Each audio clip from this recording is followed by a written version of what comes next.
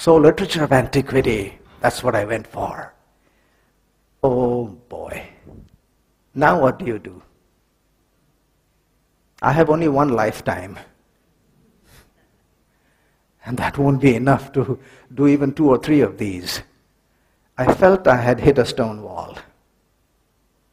Multiple lifetimes wouldn't be enough to really study them all. I sat down to think, how shall I proceed? Well, I started asking like before. I started asking people, hey, do you know that big long list of claims out there? What do you think about them? And to the next, and to the next. And as I talked to people about this big long list, and this is only a partial list, this is a bitty part of the list. There's a huge long list after that. There were 2 concepts that came out. One was, oh yeah, I know that big list, but don't bother about the big list. There's only one way, mine. The other side, the other concept, yes, I've seen the big list. It's impressive, but don't be too bothered about it, because all of them finally reach the same destination. The first one is called exclusivism, exclusively one, mine. The second one is called pluralism, all, it's plural, more than one. All of them will finally lead you to the same final destination. Don't be bothered. I had to look at pluralism first, because if that was sustained, I don't have to search anymore, because I was already believing something and I can stay right there.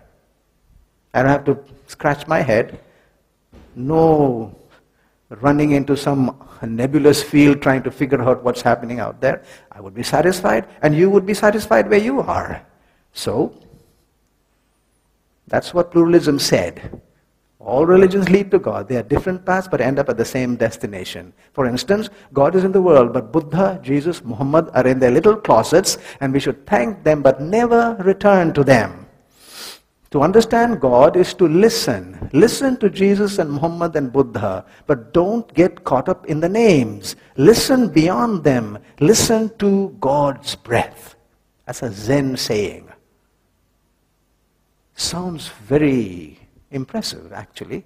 Sounds quite captivating too. I would like you to remember 2 phrases on the screen here. Listen to and listen beyond. And we'll come back to those phrases. So pluralism recognizes not only the existence of other religions, but the intrinsic equal values. They have to say that. They have to say that they are all equal, because if they don't, I will say which is the best. Or you will have to say which is the best. So when pluralism says all the paths lead to the same goal, they have to state that all of them are equally valid and equally true. There is no option they have but to state it that way. So child sacrifice and voodooism and witchcraft is the same as the peaceful Buddhism and Hinduism. Yeah, you have to say it. They are not only valid and true, but equally so. And the destination is the same. Where did they get the idea from? Did the religious writings say so? And so I went to the religious writings, and I'm going to put up statements from the 5 religious writings that we're going to study during this seminar. Hinduism. It's in the Bhagavad Gita, which is the kernel or core of Hindu thought. And here it is talking about Krishna. He is recognized by the flute and a dark skin. This is what Krishna says. I am the goal, the upholder, the master, the witness, the home, the shelter, and the most dear friend. I am the creation and the annihilation, the basis of everything. The resting place and eternal seed. Let there be one scripture for the whole world, the Bhagavad Gita. Let there be one God for the whole world, Sri Krishna, and one hymn, one mantra, one prayer, the chanting of his name. That's the introduction to the Bhagavad Gita, page 33. When it comes to Islam, in the 2nd chapter and verse 255, it is called the regal or the coronation verse of the Quran. This is what it says. Allah, there is no God but He, the living, the self-subsisting supporter of all. His are, how much? All things in the heavens and on earth. His throne doth extend over the earth. He is the Most High, the Supreme. Buddhism. From the Buddhist scripture, this is what is talking about Gautama Buddha.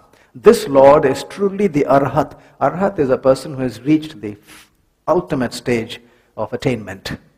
Fully enlightened, perfect in his knowledge and conduct, well gone, world knower. What's the next word? Unsurpassed. Leader of men to be tamed, teacher of gods and men, the Buddha, the Lord. Judaism, from the writings of the prophets. For thus said the Lord who created the heavens, who is God, who formed the earth. I am the Lord, and there are about 20 others. There is no others. Are you seeing something? One more. Christianity. There is how many other names?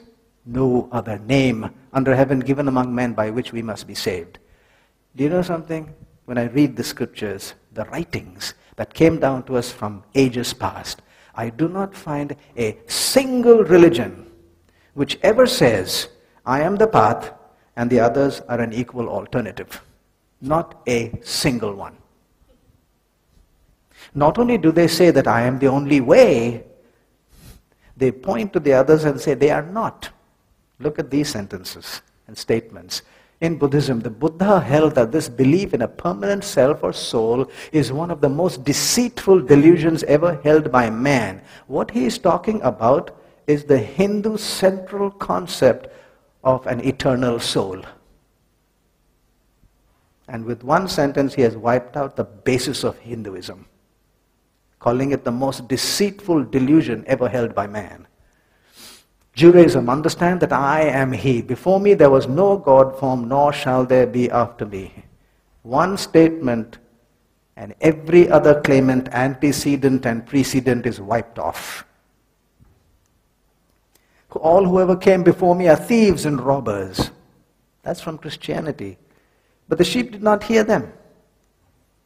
Those to whom the burden of Torah, this is now writing from the Quran, the Muslims, those to whom the burden of Torah was entrusted and yet refused to bear it are like a donkey laden with books. Wretched is the example of those who deny God's revelations. Quran 62, 2nd chapter and verse 5. Who is this verse talking about? The Jews and the Christians. Because the Torah was revealed to them. Knock them off. I have not found one single religion accommodating any sympathy for any other. So don't point to just one of them and say, hey, that's bigoted. No, all of them are. If you want to use the word bigoted, I wouldn't use the word bigoted because we are searching. I would just say that's their claim. Each religion claims to be the champion. Nobody says, I will share my gold medal with the others. Donkey, wretched, thieves, robbers, deceitful. These are the words that I use. So how can pluralism now claim that all are equally true? Can you have a deceitful truth? No. Can you find something that's wretched as well as good? And if we understand what they mean by donkey, can you have a valid donkey? No, you can't. Pluralism can say that all of them are bad.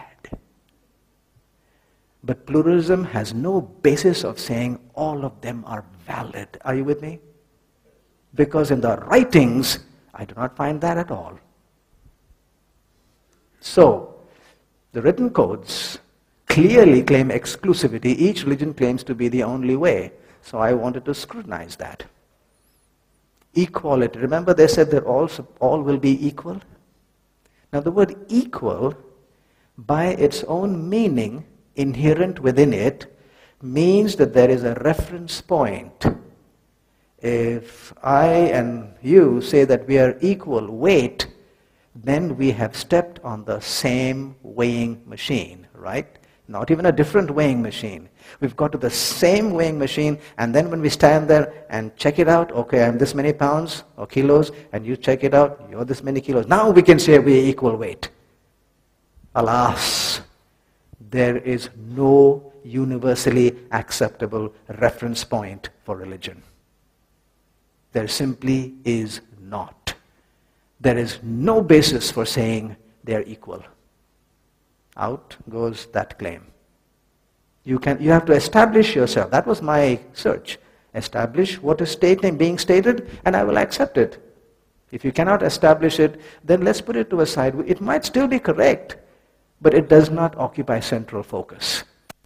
The Zen saying, you remember the Zen saying said, listen to Jesus, Muhammad, Buddha, but don't get caught up in the names. Listen beyond them. Listen to God's breath. And I asked you to remember those two phrases, listen to, listen beyond.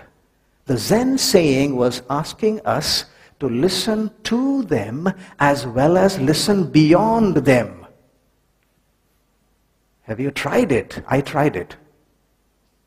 And when I listened to them, I could not listen beyond them because they were telling me not to go beyond them.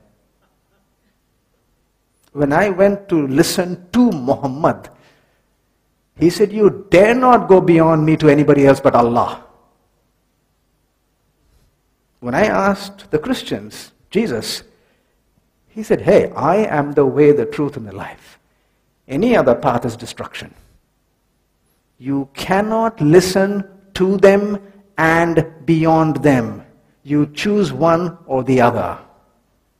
The Zen saying has no basis. The third is the character of God. In my book, I went through about 12 points, and I'm showing you only 3. The character of this generic God that formulated all these religions on earth. What is his character if he really did such a lot of diverse religions popping up every now and then on earth? Let's just take one example, maybe 2, maybe 3, of religions. Hindus, okay, you are Hindus, you are Muslims, you are Christians. And this God goes to the Hindus and says, look, I'm going to tell you the truth. Don't you ever believe anybody who says there's only one God. Plenty of them. Gods, demigods, semi-gods, deities, all kinds of supernatural beings. And then he turns around to the Muslims. And have you heard those guys ever talking about there being many? It's all dead wrong. There's only one God, Allah, and only one final prophet, Muhammad. Don't you ever believe them? In fact, why don't you go and tell them that they are wrong? Then he goes to these people. Well, by the way, we said these people, the Hindus, have many gods. Anybody know what the guesstimated number of the deities there are in the peninsula that I come from? 330 million. I didn't hear a wow. Okay. Christians. 330 million? 1. I'm going to give you a tricky one. Not 330 million, not 1, 3 in 1. Now go figure. Well, we might think it is kind of funny, smile. No. Look at the human history.